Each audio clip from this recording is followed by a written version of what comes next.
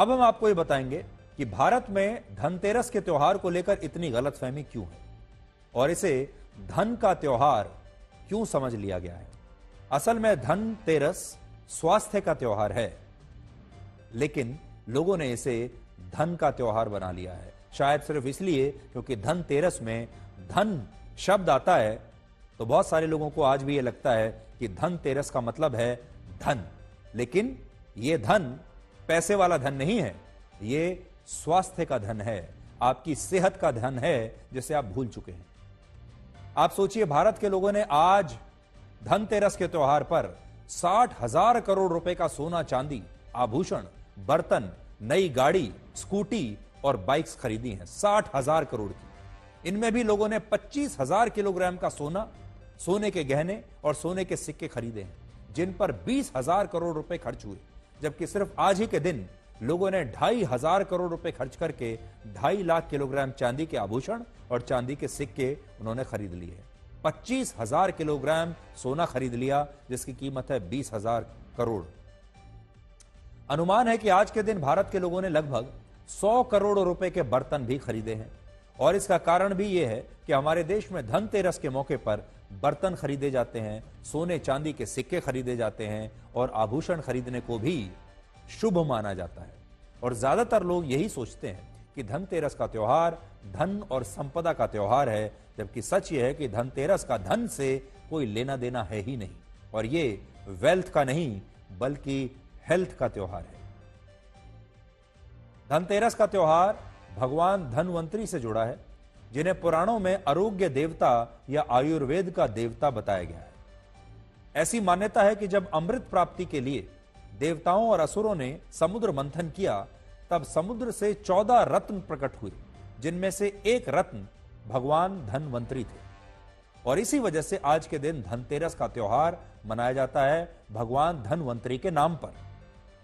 भगवान धनवंतरी जब प्रकट हुए, तब उनके एक हाथ में अमृत कलश था, एक हाथ में जड़ी बूटी थी, एक हाथ में शंख और एक हाथ में आयुर्वेद था, और उनके शरीर पर अनेकों प्रकार के आभूषण थे। भगवान विष्णु का अवतार माने जाने वाले भगवान धनवंतरी को 2 बातों का जबरदस्त ज्ञान था। पहला, स्वस्थ रहकर दीर्घ आयु प्राप्ति का ज्ञान, यानी आप हमेशा स्वस्थ रहेंगे और आपकी आयु दीर्घ होगी, बहुत लंबे समय तक जिएंगे। यह कैसे हो सकता है, इसका ज्ञान उनके पास था। दूसरा, रोगों के उपचार का ज्ञान, और इसीलिए भगवान धनवंतरी को देवताओं का चिकित्सक कहा गया, यानी देवताओं का डॉक्टर कहा गया। और मान्यता है कि भगवान धनवंतरी ही आयुर्वेद को पृथ्वी लोक पर लेकर आए, और उन्होंने ही निरोगी काया को धर्म से भी बड़ी पूंजी बताया था। लेकिन इंसानों ने आरोग्य के देवता भगवान धनवंतरी को बर्तनों, सोने चांदी के सिक्कों और आभूषणों की खरीदारी तक सीमित कर दिया। उन्हें बस यही समझ में आया। असल में धनतेरस का त्योहार धन के बारे में कभी था ही नहीं। यह त्योहार स्वास्थ्य के बारे में था, और यह त्योहार भगवान धनवंतरी के बारे में है, जिन्होंने आयुर्वेद के बारे में उपदेश दिए और स्वस्थ रहकर लंबी आयु होने का ज्ञान पृथ्वी लोक पर फैलाया। लेकिन हमने स्वास्थ्य की बजाय धनतेरस को धन का त्योहार मान लिया, और ऐसा सिर्फ इस त्योहार के नाम की वजह से ही हुआ है। बहुत सारे लोगों को लगता है कि भगवान धनवंतरी के नाम में धन शब्द आता है, इसलिए इस त्योहार का अर्थ धन से है, जबकि ऐसा बिल्कुल नहीं है। धनवंतरी का अर्थ होता है कष्टों का विनाश करने वाला, और यहां कष्टों का अर्थ शरीर के रोगों से है, जिनके उपचार का ज्ञान भगवान धनवंतरी से हमें प्राप्त हुआ, देवताओं को प्राप्त हुआ। आज ज्यादातर लोगों को यह बात पता ही नहीं है कि धनतेरस का त्योहार तब शुभ नहीं होता जब आप इस त्योहार पर नए बर्तन लेते हैं, सोना चांदी खरीदते हैं या नई गाड़ी खरीदते हैं। यह त्योहार आपके लिए तब शुभ होता है जब लोग स्वस्थ शरीर और स्वस्थ मन से भगवान धनवंतरी की आराधना करते हैं और उनकी पूजा करते हैं। आज भगवान धनवंतरी के इस देश में 10 करोड़ लोगों को टाइप 2 डायबिटीज है। भगवान धनवंतरी के इस देश में 22 करोड़ लोगों को हाइपरटेंशन या हाई ब्लड प्रेशर है। भगवान धनवंतरी के देश में 7 करोड़ लोगों को मोटापे की समस्या है, 6 करोड़ लोगों को डिप्रेशन है, 40 करोड़ लोगों को हाई कोलेस्ट्रॉल की समस्या है। हर साल हृदय रोगों के कारण हमारे देश में 35 लाख लोगों की मौत हो जाती है। और इसका कारण यही है कि भारत के लोग सोने चांदी के सिक्के और बर्तन खरीदने के बारे में तो दिन रात सोचते हैं, लेकिन वो कभी भी अपने स्वास्थ्य को गंभीरता से नहीं लेते। उदाहरण के लिए अनुमान है कि आज ही सिर्फ धनतेरस के मौके पर 30 लाख से ज्यादा लोगों ने ऑनलाइन फूड ऑर्डर करके खाना मंगवाया है। आज ही के दिन, एक दिन में 35 लाख लोगों ने ऑनलाइन खाना मंगवाया है बाहर से। और अब असल में लोगों ने त्योहारों पर अपने घर में खाना और पकवान बनाने बंद ही कर दिए हैं। पहले घरों में जो रसोई होती थी, वहां आपकी दादी, नानी या मां घर का मेन्यू तय करती थी कि आज क्या बनेगा। आपकी मां या दादी ये तय करती थी कि आज दिवाली के मौके पर क्या बनेगा, दशहरे के मौके पर क्या बनेगा, धनतेरस के मौके पर क्या बनेगा, और वो सबका ध्यान रखती थी। और ऐसा खाना बनता था जिसमें स्वाद भी हो, जिसमें प्यार मिला हुआ हो और वो आपको स्वस्थ भी रखे। लेकिन अब ये परंपरा बहुत कम घरों में बची होगी और अब लोग त्योहारों के असली महत्व को भूलते जा रहे हैं। वो खाना जो आपकी रसोई में बनना चाहिए, जो पकवान बहुत प्यार से आपकी रसोई में तैयार होने चाहिए, अब लोग उन्हें ऑनलाइन ऑर्डर कर लेते हैं बाहर से। उन्हें पता भी नहीं होता किसने बनाया है और किसने खाया है। आप में से बहुत सारे लोगों को यह बात शायद पता नहीं होगी कि आज के दिन को भारत में आयुर्वेद दिवस के रूप में भी मनाया जाता है, जिसकी शुरुआत वर्ष 2016 से मोदी सरकार ने की थी।